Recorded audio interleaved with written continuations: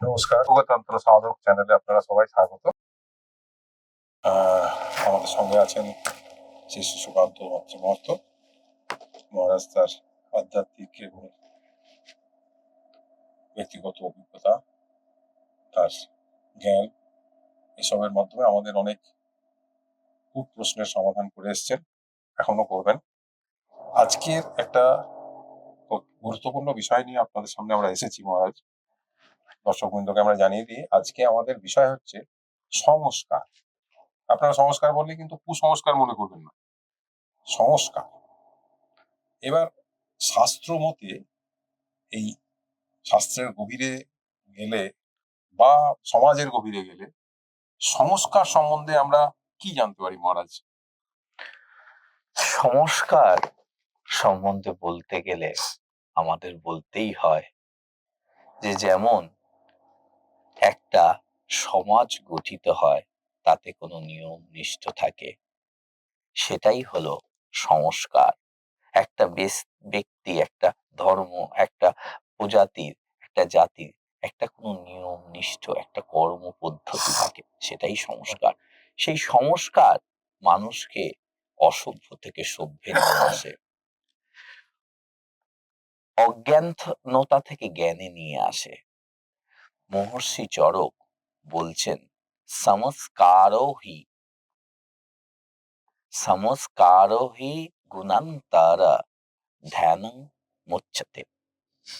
মানে সংস্কারই এমন একটা পদ্ধতি যা কোনো ব্যক্তির মধ্যে তার গুণকে প্রবেশ করায়, সেই গুণকে প্রবেশ করায়। তাহলে আমরা বুঝতে পারছি সংস্কার কি।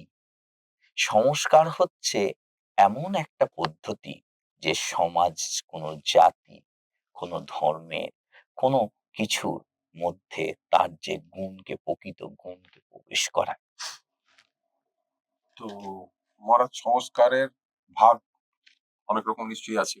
সংস্কার সাধারণত আমরা দেখে থাকি, সাধারণত আমাদের বেদে বর্ণনা করা আছে।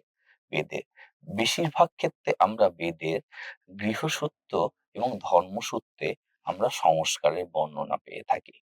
তা সংস্কারকে আমরা সাধারণত দুটো ভাগে ভাগ করা হচ্ছে। একটা হচ্ছে মনস্তাত্ত্বিক সংস্কার। আচ্ছা, মানে হচ্ছে মানসিক একটা সংস্কার, যেটা যেটা মানে আপনার ধরে রাখুন, সেটা হচ্ছে আপনার পূর্ব জন্মের, মানে সেটা আগে থেকেই নিয়ে আসছে। মানে যেটা হচ্ছে, ধরুন একটা আমাদের বলা হয় না, একটা বংশানুক্রমিক একটা গুণ, মানে একটা জিনগত, একটা জেনেটিক্স গুণ যেটা নিয়ে আসছে। মানে ওটা আমাদের চেতন বা অচেতন মনেই থেকে যাচ্ছে। অবচেতন মনে আমরা যদি আরো গভীরে যাই এর বর্ণনা করতে গেলে, তাহলে দেখা যাচ্ছে যখন সেই যে আমাদের একটা ধরুন গাছের বীজ আসছে, মাটিতে পড়ছে, যদি বীজটা আপনি ধরুন কোনো কুমড়োর বীজ দেন, তাহলে কুমড়োই আসছে, ঠিক আছে, কিন্তু সেটা লাউ হচ্ছে না। তাহলে এই যে গুণটা, তাহলে এইটা গুণটা জেনেটিক্স হিসাবে ওই বীজের মধ্যে ছিল। আচ্ছা, তাই তো? এই গুণটা সে বহন করে নিয়ে আসে। সেই রকমই আমাদের জন্ম হয়, আমরা পিতা মাতার গুণে গুণান্বিত হই। সেই গুণ কিন্তু আমাদের অবচেতন মনে থাকে। তারপর আমরা সমাজে কর্মের মাধ্যমে, চেতনার মাধ্যমে আমরা আবার নতুন গুণকে অর্জন করি। কিন্তু আমাদের যে মনস্তাত্ত্বিক গুণ, সেটা কিন্তু আমাদের অলরেডি থাকে। সেই গুণকে বলা, এটা একটা সংস্কার। দ্বিতীয়ত হচ্ছে বিধি এবং আচার। এটাই আমরা বেশিরভাগ জানি। হ্যাঁ, আচার অনুষ্ঠানটাই আমরা জানি। আচার অনুষ্ঠান, বিধি, এইগুলোকে আর এক ভাগে ভাগ করা হয়েছে। তাই এই সংস্কার সাধারণত আমাদের আহ গৃহসূত্রে এবং ধর্মসূত্রে 16 প্রকারের বলা হয়েছে। বুঝছেন? এই 16 প্রকার সংস্কারকে, এই 16 প্রকার সংস্কারকে আমরা মানে আমরা প্রথমে একটা একটা করে বর্ণনা করে দিচ্ছি, ঠিক আছে? এরপর এর অল্প করে বিস্তর, যেমন এখন 16টা বলতে গেলে আমাদের অনেকটা টাইমের সময়, একটা সময় সাপেক্ষের ব্যাপার। গৃহসূত্র এবং ধর্মসূত্র অনুসারে বেদের 16টি সংস্কারের কথা বলা হয়েছে। সেই 16টি সংস্কার, প্রথমটি হলো গর্ভধান, তারপরে পুংসবন, আচ্ছা, তারপর সীমান্তায়ন, আচ্ছা, জাতকর্মণ, জাতকর্ম, নামকরণ, আচ্ছা, তারপরে নামকরণ, ষষ্ঠম নিষ্ক্রমণ, নিষ্ক্রমণ, তারপর নিষ্ক্রমণের পর হচ্ছে অন্নপ্রাশন, হ্যাঁ, তারপর চূড়াকরণ, চূড়াকরণ, তারপর তারপর হচ্ছে কর্ণভেদ, কর্ণভেদ, আচ্ছা, কর্ণভেদ, দশম, তারপর হচ্ছে উপনয়ন, উপনয়ন, তারপর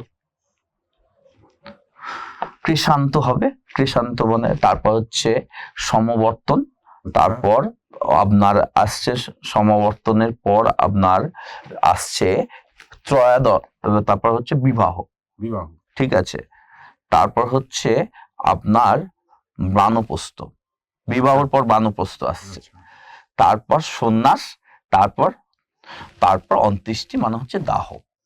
এই 16টা, এই 16টি বর্ণপ্রথা আমাদের বেদে বর্ণনা করা হয়েছে, যেগুলি আমাদের আমরা মেনে চললে আমাদের এবার এবার ব্যাপারটা হচ্ছে আমাদের এটা মেনে চলাটা আমাদের সময় সুযোগ এবং আমাদের পরিস্থিতি অনুসারে অবশ্যই। আমরা এইগুলোকে এই 16টি যে আমাদের সংস্কার রয়েছে সেগুলোকে আমরা মেনে চলতে পারি সময় সুযোগ হিসেবে। প্রথম আমরা সংস্কারের আলোচনা এবার শুরু করব, একটা একটা করে আমরা শুরু করি। প্রথম আমরা তাহলে গর্ভধান, যেটা গর্ভদানে ছিলাম, আমরা গর্ভদানে আসছি। আমাদের প্রথম হচ্ছে গর্ভধান। গর্ভধান বলতে এখানে বোঝানো হচ্ছে যে আগেকার দিনে যখন করা হতো আমরা সন্তান প্রাপ্তির ক্ষেত্রে গর্ভধানের একটা নিয়ম ছিল। গর্ভদান বলছে স্বামী স্ত্রীর প্রকৃত মিলন, যেখানে তারা ঈশ্বরের কাছে প্রার্থনা করছে যে আমরা সন্তান চাই। আচ্ছা, ঠিক আছে, আচ্ছা, এই প্রার্থনাতে তারা কিন্তু একে অপরের সাথে মধুর মিলন করছে। এখানে শাস্ত্রে কিন্তু অনেকগুলোর কথা বলা হয়েছে। তো গর্ভদানের নিয়ম অনেক কিছু বলা হয়েছে যে এই সময় যেমন হচ্ছে রাত্রির 12টা থেকে 4টের মধ্যে গর্ভদান করলে যে সন্তান প্রাপ্তি হয় সে হচ্ছে জ্ঞান সুলভ হয়, তেজোময় হয়। আচ্ছা, ঠিক আছে, আবার যদি ধরুন গর্ভধানের ক্ষেত্রে যেমন আপনাকে খুব পরিষ্কার পরিচ্ছন্নভাবে থাকতে হবে, মনের মধ্যে থেকে পবিত্রতা রাখতে হবে, অবশ্যই, হ্যাঁ, এবং তাদের চেতনা এবং মানসিক অবস্থা ঠিক রাখতে হবে, কারণ সেইটাই কিন্তু পরবর্তী জেনারেশনকে যাবে, এটা দেখানো হচ্ছে। এবার গর্ভধানের ক্ষেত্রে আর একটা জিনিস হচ্ছে এটা মনে রাখতে হবে যে কোনো আমাবস্যা পূর্ণিমা এগুলোকে আচ্ছা, এ কিছু করতে তিথি হবে, কিছু নক্ষত্র তিথি অনেকে, নক্ষত্র রয়েছে সেগুলোকে করতে হবে। এবং এক্ষেত্রে দেখা যাচ্ছে যে যাদের ক্ষেত্রে অনেক সময় দেখা যাচ্ছে যে সন্তানের প্রাপ্তির অনেক সমস্যা হচ্ছে, হ্যাঁ, তাদের ক্ষেত্রে কিন্তু গর্ভধানের কিছু নিয়ম পালন করা উচিত। আচ্ছা, হ্যাঁ, সেই নিয়মগুলো পালন করলে তাদের এটা কিন্তু তো একটা সমস্যা আজকে, হ্যাঁ আজকের ইনফার্টিলিটি একটা সমস্যা, হ্যাঁ মেয়েদের এটা সমস্যা সন্তান তো আছে। খুব সমস্যা, হ্যাঁ, এইটা কিন্তু পবিত্রতা ভাবে করতে হবে। এই জায়গাটায় কিন্তু কোনো রকম মার্সি নেই, কারণ এই জায়গাটার যে আমাদের থাকতে হবে সেখানের মধ্যে, যেমন ধরুন আমাদের যেমন আমরা দিনের বেলা গর্ভদান করতে পারি না, দিনের দান গর্ভ করলে সে সন্তান কিন্তু খুব রাগী তৈরি আচ্ছা, হচ্ছে, তার মধ্যে রাগের ভাবটা বেশি আসে, ঠিক আছে, এবং কেউ মারা গেলে সেখানে গর্ভধানের কোনো অ্যাক্টিভিটি পরিবারের মধ্যে করা মানে যাবে না, অসৌচ যাদের বাড়িতে আছে, অসৌচ আছে। আর দ্বিতীয়ত আর একটা পয়েন্ট যেটা হচ্ছে নারীদের যে ঋতুস্রাব হয়, ঋতুস্রাবের চতুর্থ দিনে সমস্ত পরিষ্কার করে গর্ভধান করলে সে এবং দৈবিক সন্তানের প্রাপ্তি হয়, আচ্ছা, ঠিক আছে, এবং তার মধ্যে চেতনমূলক সন্তান হয় সব। আর যারা আপনারা দীক্ষিত আছেন, স্বামী স্ত্রী স্বশক্তি রয়েছেন, তারা জপ তপ করে সন্তান প্রাপ্তির জন্য আপনারা মিলন করলে তখন কি হয়, যে সন্তান প্রাপ্তি হয় সে দৈবিক জ্ঞান সমূহ এবং চেতন সমূহ সন্তান প্রাপ্তি হয়, ঈশ্বর প্রদত্ত সন্তান প্রাপ্তি হয়। এরপরে আসবো এর পুংসবন, পুংসবন। পুংসবন যেটা আসছে, পুংসবনটা হচ্ছে যেটা এইগুলো এখন আমাদের সমাজ ব্যবস্থা থেকে চলে গেছে। ঠিক আছে? কারণ আমরা আগেকার দিনে পুরুষ বা ছেলে, ছেলে চাই এইরকম একটা ম্যাটার ছিল। যেখানে এখন সব সমাজ সমান্তরাল হয়েছে। তাই জন্য এইখানে এই বিষয়টা আমি বেশি কিছু আর এগোতে চাইছি না। পুংসবন একটা প্রথা ছিল যেখানে পুরুষ মানে ছেলে প্রাপ্তির জন্য একটা মানত করা হতো বা পুজো আচ্চা দেয়া হতো। এরপর আসছে পুংসবনের সীমান্তায়ন। সীমান্তায়ন বলতে দেখুন সীমান্তায়নও একটা পদ্ধতি, যেই সময় আমাদের কি করা হয় যে সীমান্তায়ন করা হয় সাধারণত আমাদের বাচ্চার শেষ সম্ভব হয়েছে। ঠিক আছে? হওয়ার আপনার ৩য়, ৪র্থ বা ৫ম মাসে করা হয় সীমান্তায়ন। এই সীমান্তায়ন পদ্ধতিতে সাধারণত করা হয় কি, বাড়িতে একটা উৎসবের মতো ছোট করা হয়। ঈশ্বরের কামনা, তাদের কুলদেবী রয়েছে, তাদের কাছে প্রার্থনা করা হচ্ছে। এটাকে কি সাধ বলে? একদম স্বাদের মতো। এটা আচ্ছা। স্বাদের মতোই। আচ্ছা। কিন্তু আ এখানে বা স্বাদে কি হয়, এখনকার স্বাদে যেমন দুবার করা হয়, এটাও সেই পদ্ধতি। কিন্তু এখানে যেটা আগেকার দিনে বলা হয়েছে যে আ সবাই মিলে এসে ঈশ্বরের নাম গান করা। আচ্ছা। এবং সেখানে হচ্ছে যিনি স্বামী হবেন, হাসব্যান্ড হবেন, হ্যাঁ? উনি ঈশ্বরের নাম করবেন, স্ত্রীকে সেটা শুনতে হবে, শুনতে হবে। এখানে একটা ওই সীমান্তায়নে একটা বলি, হ্যাঁ? যে সীমান্তায়ন কিন্তু খুব আ মানে কি বলবো আপনাদের আ একটা কার্যকরী জায়গা। কারণ সীমান্তায়ন বলা আছে আমাদের আমরা মহাভারতে, হ্যাঁ, আমরা দেখেছি যখন উত্তরাকে বলা হচ্ছিল হ্যাঁ, ওটা? হ্যাঁ, হ্যাঁ। আচ্ছা, আচ্ছা। যখন শ্রীকৃষ্ণ, না, ঠিক আছে? না শ্রীকৃষ্ণ না, ওটা তো হুম, অর্জুনই বলেছিল। অর্জুন বলেছিল যখন, অর্জুন তখন যখন বলা হচ্ছিল যে বলছিল যখন পুরো যুদ্ধের যুদ্ধ সবকিছু সবকিছু বর্ণনা করছিল, হ্যাঁ? তখন সেই উত্তরা ঘুমিয়ে পড়ে। উত্তরা পুরোটা না শুনে ঘুমিয়ে পড়ে। তাই জন্য অর্জুনের পুত্র অভিমন্যু। অভিমন্যু যুদ্ধের মধ্য গিয়ে সমস্ত কিছু করেও, যুদ্ধে জয়ের লাভের দিকে গিয়েও কিন্তু ওই চক্রব্যূহ, ওটা ভেদ করতে পারে। হ্যাঁ, ভেদ করে বেরিয়ে আসতে পারেনি। ওটা ঠিক শোনা আছে? হয়নি বলে। হ্যাঁ, ওটা শোনা হয়নি বলে সম্পূর্ণ। তো এই সময় এই সময় বলা হয় বাচ্চার কিন্তু এই সবগুলো মানে জ্ঞান যায়। এসে যায়। তাই জন্য শাস্ত্রে বলা হয়েছে যে এই সময় তাকে বাচ্চার মাকে সঠিক পরিবেশ দেয়া, সঠিক কালচার দেয়া। ঠিক আছে? আপনার এটা করবেন। এরপর হচ্ছে আপনার যেটা হচ্ছে জাতকর্ম। আচ্ছা। জাতকর্মণ। জাতকর্মণ বলতে দেখুন ১ম আসছে যে বাচ্চা হওয়ার পরেই, ঠিক আছে? বাচ্চা যে হওয়া আসছে, বাচ্চা হওয়ার পরেই কিন্তু জাতকর্ম আসছে।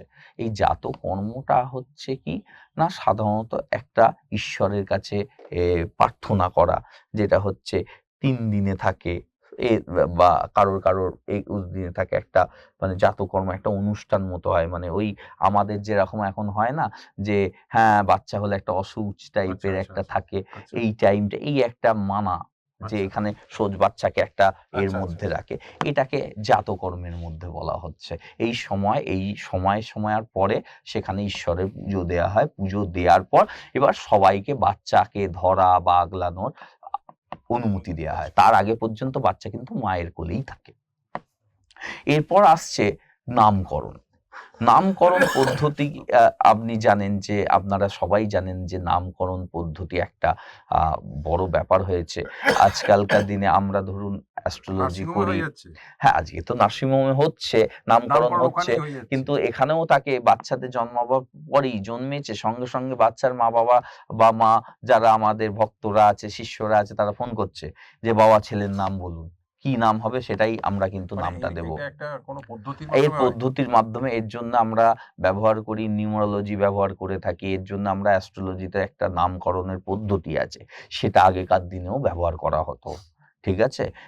দেখবেন আবার সাউথ ইন্ডিয়ায় আপনি দেখবেন অনেক জায়গায় আছে। দেখবেন যে পিতা বা দাদুর নামটা তাদের নামের সাথে এড হতো। ঠিক আছে? এইরকম অনেক কিছু নিয়ম থাকে যে কোন নামটা তার জন্য পিতার নাম না দাদুর নামটা এড হবে। আচ্ছা। ঠিক আছে, সবার যে পিতার নামটা হবে সেটা নয়, পুরোহিত বা যিনি এই বিষয়ে বিশেষজ্ঞ তিনি যেটা বলবেন সেটা অ্যাড হবে। তো এই নামকরণ পদ্ধতি সাধারণত হয়ে থাকে। এই নামকরণ পদ্ধতির জন্য অনেক অ্যাক্টিভিটি হয়, নামকরণের জন্য অনুষ্ঠান হয়, বা কটা নাম আছে সেখানে প্রদীপ জেলে নামকরণ অনুষ্ঠান করা হয়। এরপর আসছে নিষ্ক্রমণ। নিষ্ক্রমণটা হচ্ছে যেমন হচ্ছে ডে আউটিং, মানে বাচ্চা এতদিন ঘরে ছিল, এবার বাচ্চাকে বাইরে পরিবেশে একটু অ্যাডজাস্ট করাতে হবে, ওই জন্য বাচ্চাকে বার করা, এটার জন্য একটা নিয়ম নিষ্ঠ পালন করা বা ঈশ্বরের কাছে নিয়ে পুজো দেয়া। এরপর নিষ্ক্রমণের পরই আসছে কিন্তু অন্নপ্রাশন। অন্নপ্রাশন হচ্ছে, দেখুন এবার সিস্টেমটা কী কিরমভাবে আসছে, নিষ্ক্রমণে বাচ্চাকে বার করা হলো, এরপর হচ্ছে অন্নপ্রাশন, মানে বাচ্চা এতদিন মায়ের দুধ খেয়ে থাকতো, ঠিক আছে, এরপর সে কি করবে, হাট খাবার খাবে, মানে বড়দের খাবার একটু একটু করে তাকে টেস্ট করানো হবে। তো এই কারণে একটা অনুষ্ঠান করে দেখানো হচ্ছে যে বাচ্চা যাতে সবাই খাচ্ছে তাহলে ওর খাবার ইচ্ছা হবে, ও তখন কি করছে, বড় খাবারের দিকে ঝাঁপিয়ে পড়ছে, খেয়ে যতটুকু পাচ্ছে নিজে মুখে পোড়াতে চেষ্টা করছে, এটাকে বলা হচ্ছে অন্নপ্রাশন। এই পদ্ধতি আমাদের বড় ও করে হয়, অনেকে অনেক বড় অনুষ্ঠান করে, এটা আগেও ছিল এখনও চলছে। এরপরেই আসছে আপনার চূড়াকরণ। চূড়াকরণ বা মুন্ডন। চূড়াকরণ অবশ্যই একটা খুব ম্যান্ডেটারি, মানে বাচ্চাদের পেটের মধ্যে ছিল যখন একটা চুল মাথায় থাকে, ঠিক আছে, সেই চুলটা কিন্তু একটা সময় তাকে মুন্ডন করতেই হয়, কারণ এটা স্বাস্থ্যের পক্ষে উচিত না, ঠিক আছে, একটা টাইমে মুন্ডন করতে হয়। তো মুন্ডনের কিন্তু সময়সীমা আছে। এখন আগে কি করে, এই অন্নপ্রাশনে এখন দেখা যাচ্ছে অন্নপ্রাশনের দিনকেই মুন্ডন করে দিচ্ছে, কিন্তু না, অন্নপ্রাশনটা একটু আগে হচ্ছে, মুন্ডনটা মিনিমাম আমাদের শাস্ত্রে বলে রেখেছে 1 বছর বা 2 বছরে, আমিও সেটাই শুনেছি। হ্যাঁ, কিন্তু করে ফেলে এখন ডাক্তাররা বলছে 1 বছর 1.5 বছর আগে আপনারা মাথা চুল কাটবেন না বাচ্চার, কথাটা বোঝা যাচ্ছে, কারণ ওই সময় মাথার সেলগুলো ওদের খুব সূক্ষ্ম থাকে, কারণ ওই খুঁড় দিয়ে টানলে ওখানে তাদের কোনো হতে পারে বা ইনফেকশনও হতে পারে। তো এইটা হচ্ছে মুন্ডন, এই পদ্ধতিতে একটা মুন্ডনে অনুষ্ঠান হয়। তারপরে আসছে কর্ণভেদ, কান ফোটানো। কর্ণভেদ জানেন, আপনাকে বলি, আমাদের ছোটবেলায় কিছু পড়া না পড়লেই টিচার কিন্তু কানটা ধরে টানতো, হ্যাঁ হ্যাঁ, এটা জেনেছে না। তো আজকের দিনে আমাদের বাবা মা বলে এই কানে হাত দেবে না, কিন্তু জানেন কি, এই যে মেয়েরা ছেলেরা সকলেরই কিন্তু কর্ণভেদ হতো আগে, কারণ কান না ফোটালে হবে না, কারণ কানে সাথে ব্রেনের সম্পর্ক আছে। এই কানে এই যে ছিদ্র করা, করা, কানের এই যে মাসাজ এখন আছে, আপনারা কর্ণ ম্যাসাজ করছেন, হ্যাঁ, তো যাই হোক, তো এর প্রচুর সায়েন্টিফিক্যালি রিজন আছে। আমাদের সনাতন ধর্মে অনেক এরা মানে কি বলবো, সায়েন্টিফিক্যালি ওনাদের অনেক ছিল, এখনো পর্যন্ত সায়েন্স আমাদের কি এইগুলো যেতে পারেনি। তো এইটা একটা গুণাগুণ, কর্ণভেদ হচ্ছে শারীরিক মানসিক দিক দিয়ে বাচ্চাদের ডেভেলপমেন্ট করছে। এবং কর্ণভেদের পরই আসছে আপনার উপনয়ন, যেটা হচ্ছে মেন পার্ট। প্রথমেই বলে রাখি, উপনয়ন কিন্তু কোনো আপনার বংশানুক্রমিক প্রথা নয়, এটা সকলের উপনয়ন হতো। মানে আজকে যেমন উপনয়নটা একটা ব্রাহ্মণদের মধ্যেই সীমাবদ্ধ থেকে গেছে, ঠিক আছে, কিন্তু না, উপনয়ন তখন সকলের হতো। তখন তো এই জাতিভেদ, এই যে জাতিভেদ প্রথা ছিল না, সবাই তো তাদের কর্ম অনুসারে ব্রাহ্মণ, বৈশ্য, শূদ্র, ক্ষত্রিয়, শূদ্র, চতুর্বর্ণের তাদের কর্ম অনুসারে হতো।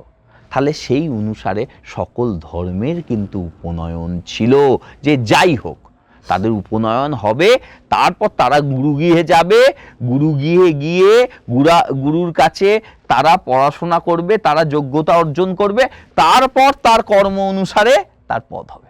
কথাটা বোঝা গেল? তো উপনয়ন কিন্তু ম্যান্ডেটারি ছিল, সকলেরই পইতে হতো তখন, ঠিক আছে। তাহলে এই হচ্ছে ব্যাপার। তাহলে এই সময় কি হতো, তাদেরকে ব্রহ্ম জ্ঞান দেয়া হতো, গুরুর সান্নিধ্যে আসা হতো।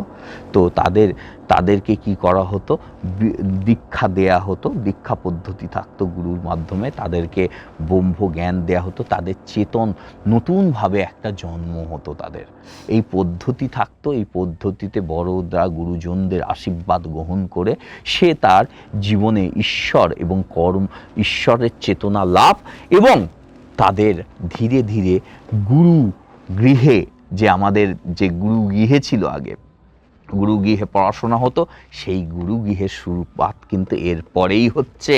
এরপরেই তাকে কিন্তু যেতে হচ্ছে গুরু গৃহে। গুরু গিয়ে কিন্তু তাকে সব কাজ করতে হচ্ছে, নাঙল টানা থেকে শুরু করে, তাকে জুতো সেলাই থেকে শুরু করে, অস্ত্র চালানো থেকে শুরু করে, জ্ঞান লাভ থেকে শুরু করে, পড়াশোনা, স্বাস্থ্য চর্চা সব কিছু করছে। ওখানে গুরুদেব এবং গুরু মা তারাই সব। পিতামাতা তাদের কাছে অর্পণ করে দিত সন্তানকে, এবং তারা সেখানে থেকে পড়াশোনা করে, জ্ঞান লাভ করে, তারপর তারা কিন্তু তাদের কর্ম, সমাজে কি কর্মের উপযুক্ত, মানে ওখানে পরীক্ষা হতো লাস্টে, যে পরীক্ষা হলো, যে ফার্স্ট হলো, যে তার লেভেল অনুসারে সে একটা একটা করে পদ পেত, এবার তারা সমাজে তারপর ফিরে আসতো। তারপরেই কিন্তু আসছে কেশান্ত। এবার কি হচ্ছে, গুরু গিয়ে যাচ্ছে, অন্নপ্রাশনের পরে গুরু গিয়ে যাচ্ছে, কেশান্ত হচ্ছে। কেশান্ত কথার অর্থ হচ্ছে কেশ, মানে গুরু গৃহে আমাদের এ ছিল যে কেশকে একটা ঠিক করা, মানে চুলটা আমাদের, ধরুন এই যে চুলটা রয়েছে, চুলটাকে আমাদেরকে বড়ভাবে না থেকে একটা মতো করে কেশান্ত করা হতো, ছোট করে, যেটাকে আমরা অনেক সময় টিকি বলে থাকেন, কিন্তু ওটা টিকি নয়, ওটাকে কেশান্ত বলা হয়। ওটাকে সুন্দর করে করা হতো, আর বাকি চুলগুলো ছোট থাকতো এইখানে, এটাকে কেশান্ত বলে।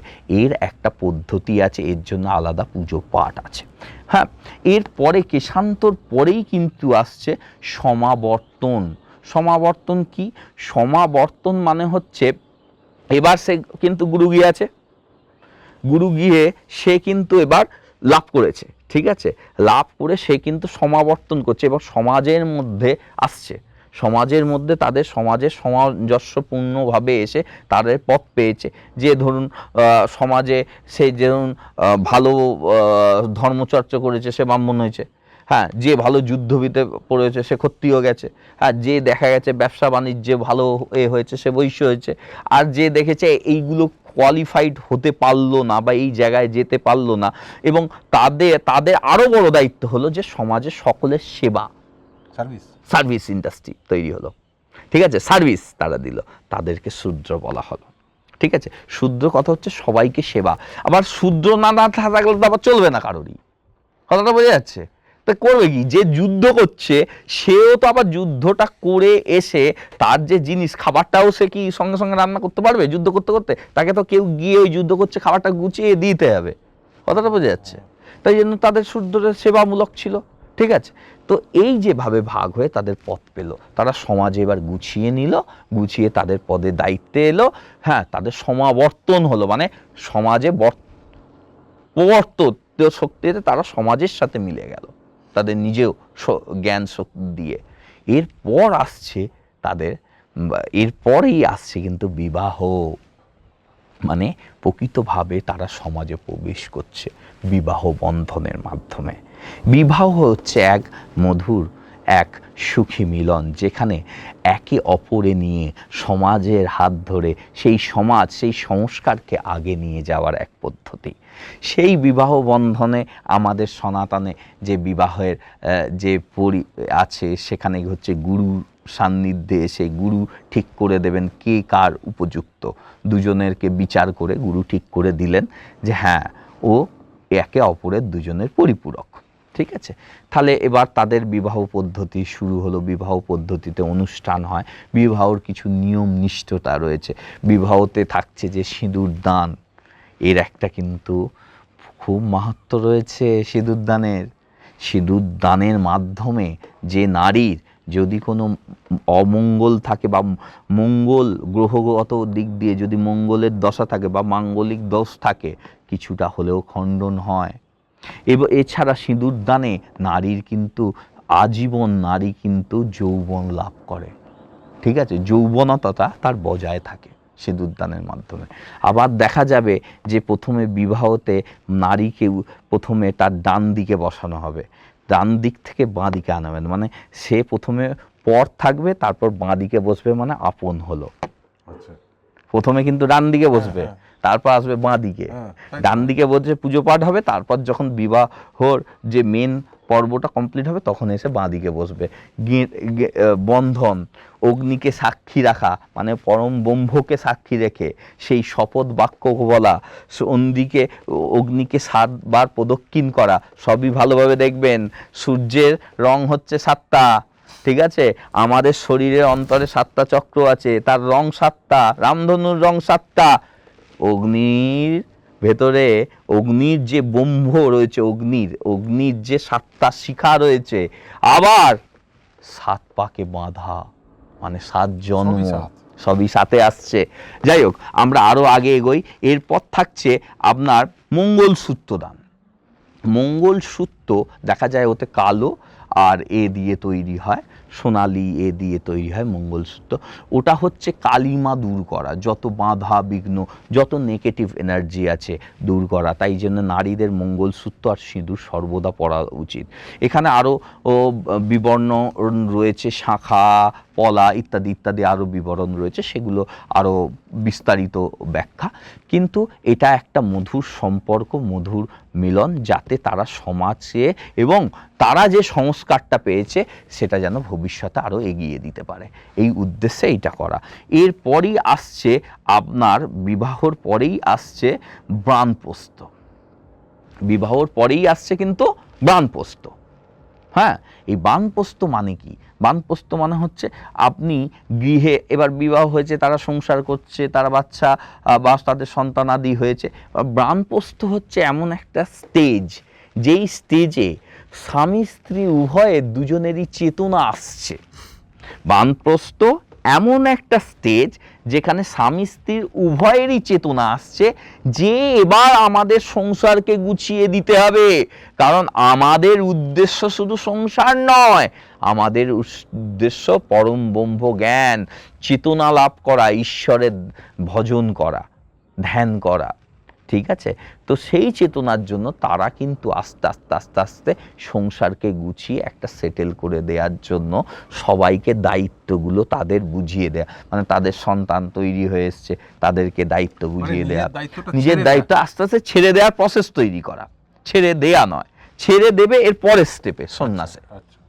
সন্ন্যাস আসছে এর পরের স্টেপে, যে উনি এবার সন্ন্যাস, এবার বলছে আমি আর নেই, সংসার তোমার, আমি সব বুঝিয়ে দিয়েছি, এবার তোমার, আমি এবার সন্ন্যাস নেব। আমি সর্বদা ঈশ্বরের ধ্যান ধারণায় আমি এবং আমরা সস্ত্রী যেতে পারে বা কোনোভাবে একাও যেতে পারে, যদি না সেরমভাবে আপনার সেভাবে সংসারকে ঠিকভাবে স্টেবল করতে হয়। সকল দেখা যেত সস্ত্রী তারা সাধন ভোজনে তারা সংসার ত্যাগী হতো, সন্ন্যাস হতো। এখানে একটা কথা বলে দিই, সবাই কিন্তু সন্ন্যাস মানে যে সংসার ত্যাগ এটা নয়। এইটাই আমার কথা। হ্যাঁ, সবাই যে সংসার ত্যাগ এটা নয়, যে এটা বলা আছে যে সংসার ছেড়ে চলে যেত না। ত্যাগ মানে হচ্ছে এই যে আমাদের বলা হয় সংসার ছেড়ে গিয়েও যদি আপনি মন থেকে না ত্যাগ করতে পারেন, আপনার গিয়ে সাধনা হবে না। একদম ঠিক। আপনি সাধনায় বসেও ভাববেন যে আমার ছেলেটা কি করছে, আমার মেয়েটা কি করছে, ওই সম্পত্তিটা ঠিকভাবে রেখেছে তো। তাহলে কি হচ্ছে, আসল সন্ন্যাস মানে হচ্ছে নিজের মোহ কাম সমস্ত কিছু রিপুকে ত্যাগ করে দেয়া।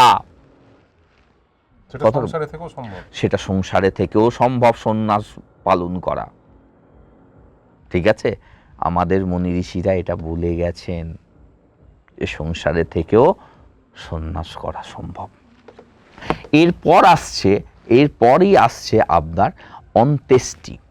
অন্ত্যেষ্টি মানে হচ্ছে অ্যাকচুয়ালি দেহত্যাগ, যাকে বলা হচ্ছে আমাদের পোড়ানো, যাকে বলা হচ্ছে অন্ত্যেষ্টি মানে হচ্ছে আমাদের মারা যাওয়ার সময় তাকে পোড়ানো বা তারপর যে আচার অনুষ্ঠান যেগুলো রয়েছে তাকে অন্ত্যেষ্টি বলা হয়। তো এই যে টোটাল 16টা সংস্কারের আমরা আলোচনা করলাম, এই 16টা সংস্কার যে আপনাদের বেদেও কিন্তু বলা আছে, গৃহসূত্রেতে সবাইকে মানতে হবে এটাও নয়, কিন্তু এটাই কিন্তু একটা সংস্কারই একটা সমাজকে তৈরি করে। একটা সংস্কার তৈরি করে কাকে না, একটা সমাজকে।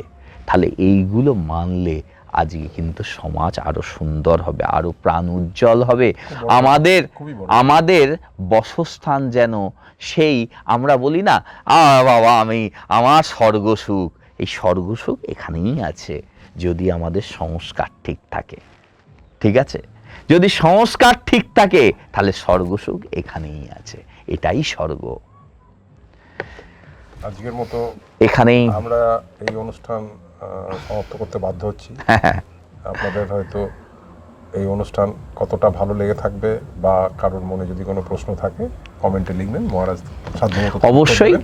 আমরা যতটা চেষ্টা করেছি এখানে আপনাদের বলা, আমাদের উদ্দেশ্য হচ্ছে, এই চ্যানেলের উদ্দেশ্যই হচ্ছে যে আমাদের যে প্রকৃত যে চেতন পদ্ধতি আছে, যেটা আগে মুনি ঋষিরা দিয়ে গেছে, সেটাই যেন আমরা আবার নতুনভাবে চেতনা করে এবং এই সমাজের সাথে খাপ খাইয়ে আমরা এগোতে পারি। তাহলে সেই আমাদের সমাজ আরও সুন্দর, আরও সুখদায়ী হয়ে উঠবে। আজকের মতো সবাই ভালো থাকুন। জয় গুরু, জয় গুরু, জয় গুরু। সবাই ভালো থাকুন, সুস্থ থাকুন। ঈশ্বর আপনাদের কৃপা করুক। জয় মা। জয় মা।